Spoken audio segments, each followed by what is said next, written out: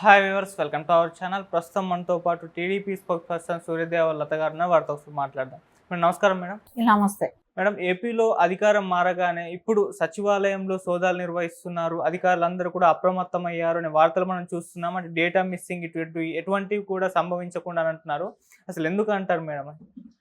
అంటే మనం డేటాని మిస్ చేస్తారనేది గతంలో కూడా అనుకున్న విషయమే. ఎందుకంటే అక్కడికి కంటైనర్ వెళ్ళటమే కానివ్వండి, అవన్నీ చూసాం.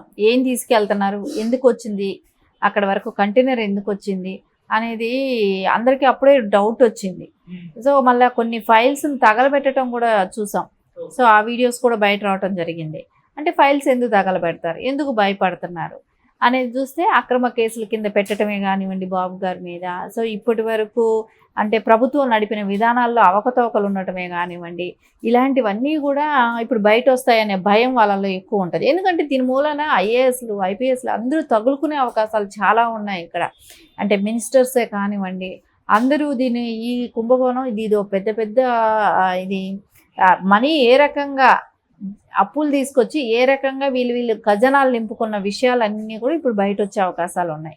సో ఏదైతే దురుద్దేశంగా అంటే గవర్నమెంట్కి తొత్తుల్లాగా పనిచేశారు, అంటే గవర్నమెంట్కి తొత్తులు కూడా అనకూడదు వాళ్ళని, అలాని జగన్మోహన్ రెడ్డికి తొత్తుల్లాగా పనిచేసిన కలెక్టర్స్ అందరూ ఉన్నారు.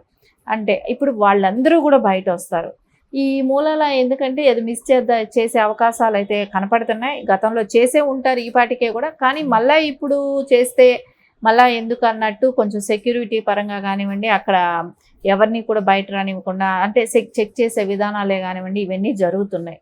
అవన్నీ జరిగితేనే అంటే రేపొద్దున సాఫ్ట్వేర్స్ మిస్ అవ్వచ్చు. సో దాన్ని ఎట్లా రికవర్ చేయాలనేటివి కూడా చూడాల్సిన అంశం ఉంది కదా. సో దానికోసం ఖచ్చితంగా తనిఖీలు అయితే జరుగుతున్నాయి. ఇప్పుడు అక్కడ సెక్యూరిటీ కూడా పెట్టడం జరిగింది. అంటే సోదాలు నిర్వహిస్తున్నారు మేడం, డాటా మొత్తం చోరీ అయిపోయిందని చెప్పేసి సెక్యూరిటీ మొత్తం సోదాలు నిర్వహిస్తున్నారు, లేకుంటే పోకుండా ఉండడానికి జాగ్రత్త పడుతున్నారా? అంటే ఇంకా పోకుండా ఉండటానికే కదా. ఆల్రెడీ పోయినటివి పోయే ఉంటాయి. సో ఉన్నాటివి అయినా కూడా ఇప్పుడు ఇంకా ప్రమాణ స్వీకారం అయ్యి అంటే అందరూ కూడా రేపు క్యాబినెట్ మినిస్టర్స్ కానీ వీళ్ళందరూ కూడా ప్రమాణ స్వీకారం ఎవరు క్యాబినెట్ వాళ్ళు వెళ్ళే వరకైనా కూడా దాని మీద ఒక సెక్యూరిటీ అయితే కంపల్సరీ ఉండాలి. బాబు గారు కూడా ఛాంబర్కి వెళ్ళే వరకైతే కంపల్సరీ ఉండాలి ప్రమాణ స్వీకారమే. అందుకని ఖచ్చితంగా ఆ సెక్యూరిటీ అనేది మెయిన్ ఇంపార్టెంట్.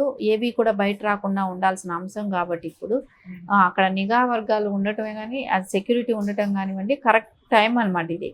సో ఈ టైంలో ఏవి మిస్ కానివ్వకుండా అయితే చూసుకోవాల్సిన అవసరం అయితే ఉంది కదా. మనం తెలంగాణలో కూడా ఇటువంటి సీన్ రిపీట్ అయింది. మనం అప్పుడు చూసాం, అధికారం మారగానే వీళ్ళంతా కూడా డాక్యుమెంట్ తీసుకెళ్లిపోయారు, డాటా తీసుకెళ్లిపోయారు, బీఆర్ఎస్ పైన ఆరోపణలు ఎన్నో వచ్చాయి. అవును. సో అటువంటి ఇప్పుడు మళ్ళీ ఇక్కడ కూడా సేమ్ సీన్ రిపీట్ అవుతుంది. కాకపోతే వీళ్ళు ఎక్కువగా బయటకు పడలేదు అని అంటున్నారు. అంటే వైసీపీ మొత్తం లాక్కెళ్ళిపోయింది, ఇవన్నీ కూడా బయట పడలేదు, డాక్యుమెంట్ అలాగే ఉంది అన్న. అంటే అట్లా లేదు, అది మనం అనుకోవటానికే ఖచ్చితంగా లేదు. అప్పుడు కంటైనర్లు ఏం తీసుకెళ్ళినట్టు, కంటైనర్ ఎందుకు వెళ్ళింది, సో అక్కడికి వెళ్ళిన కంటైనర్ తాడేపల్లి ప్యాలెస్కి ఎందుకు వెళ్ళింది, సో ఇవన్నీ చూస్తే అప్పుడే తీసుకెళ్ళే ఉంటారనేది అయితే అనిపిస్తోంది. కానీ అదే లాంటిది గతంలో రాజశేఖర రెడ్డి గారు సీఎంగా ఉన్నప్పుడు కూడా ఒక టైం సీఎం అయిపోయింది, సరే సెకండ్ టైం ఎలక్షన్స్ వస్తున్నాయి. సో ఎలక్షన్స్ వచ్చి రిజల్ట్స్ బిఫోరు ఒక బ్లాక్ మొత్తం తగలబెట్టడం జరిగింది. ఆ ఇన్సిడెంటు వాళ్ళ ఫ్యామిలీలోనే ఉంది అది. సో రాజశేఖర రెడ్డి గారి హయాంలో కూడా అలా జరిగింది కాబట్టి జగన్మోహన్ రెడ్డి ఇప్పుడు తగలబెట్టడం కన్నా హార్డ్ డిస్కులతో పని. సో అప్పట్లో ఫైల్స్ అనుకోండి, ఇప్పుడు హార్డ్ డిస్కులతో ఇవి అప్పుడే తరలించాడేమో. సో అవన్నీ మనకు ఇప్పుడు తెలియట్లేదు కదా ఏం జరిగింది ఏంటని. అందుకని ఇప్పుడు సెక్యూరిటీ ఉంచడం అయితే కరెక్ట్ పరిస్థితి. ఇప్పుడు తెలంగాణలో తీసుకుంటే తెలంగాణలో కూడా కేసీఆర్ గతంలో చేశాడు. ఫస్ట్ టైం గెలిచి తర్వాత మళ్ళీ నెక్స్ట్ ఎలక్షన్స్ వచ్చిన తర్వాత రిజల్ట్స్ వచ్చే బిఫోర్ ఇదే పని చేశాడు. సో పనిచేశాడు, తగలబెట్టడానికి ట్రై చేశారు. వాళ్ళు కూడా ఒక బ్లాక్ తగలబడింది అనేది మాట్లాడటం జరిగింది. సో ఇవన్నీ ఎందుకు ఆఫ్టర్ ఎలక్షన్సే జరుగుతాయి, ఎలక్షన్ తర్వాత రిజల్ట్స్ బిఫోర్ జరుగుతాయి. అంటే దాని అర్థం ఏంటంటే వీళ్ళు ఇలాంటి ఫైల్స్ అన్నీ కూడా తగలబెట్టేసేయాలని ఒక ప్రయత్నం చేస్తున్నారు. సో ఇవన్నిటికీ కారణం ఏంటంటే వీళ్ళు చేసిన అవకతవకలు బయటపడకూడదు. సో దాని మూలాన మళ్ళీ రేపు మనం తగులుకుంటామేమో, మనకు ప్రాబ్లం ఎందుకనే ఆలోచనతో అంటే కాపీ టు కాపీ ఎప్పుడూ చేస్తున్నాడు జగన్మోహన్ రెడ్డి. కేసీఆర్ని అయితే పక్కాగా కాపీ చేస్తా ప్రతి విషయంలో కూడా అదే జరుగుతూ ఉంది కదా. ఎలక్షన్స్ బిఫోర్ ఆయన తీసుకున్న నిర్ణయాలే కానివ్వండి, డెసిషన్సే కానివ్వండి, ఇవన్నీ అదే జరుగుతున్నాయి. సో ఖచ్చితంగా ఆయన్ని చూసి అవి మిస్ప్లేస్ చేయాల్సినంత వరకు చేసే ఉంటాడు ఈ పాటికే అనిపిస్తుంది. కాకపోతే ఇక ఉండేటివైనా కేర్ఫుల్గా చూసుకోవాల్సిన అవసరం ఉంది కాబట్టి సెక్యూరిటీ పెట్టడం జరిగింది. దానిలో మిస్ అయినటివి ఏమైనా ఉంటే దానికి సంబంధించిన అధికారులు ఉంటారు కాబట్టి వాళ్ళ ద్వారా విచారణ చేసి అవి ఎక్కడున్నాయి ఏంటి తెప్పించడమైనా జరగాలి, లేకుంటే వాళ్ళే అయినా బయట పెట్టడం జరగాలి. అంటే రిజల్ట్స్ ముందర వీటన్నిటిని దాచిపెట్టేస్తే రిజల్ట్స్ తర్వాత అనుకూలంగా వస్తే మళ్ళీ తేవచ్చు, లేదు వ్యతిరేకంగా వస్తే వీటన్నిటిని మొత్తం నాశనం చేయొచ్చు అన్న ఒక ప్లాన్ అనుకోవచ్చా మేడం? ఖచ్చితంగా అవే జరుగుతుంది కదా. వీళ్ళే అధికారంలోకి వస్తే అవి అప్పుడు బయట తెచ్చుకుంటారు. సో అధికారం రాకపోతే సో అవన్నీ మనం తగలబెట్టేసేయచ్చు అనే ఒక దాంతోనే ఎక్కడో చోట ఉండొచ్చు. అవన్నీ ఇంకా బయట రావాల్సిన అవసరం కూడా ఉంది.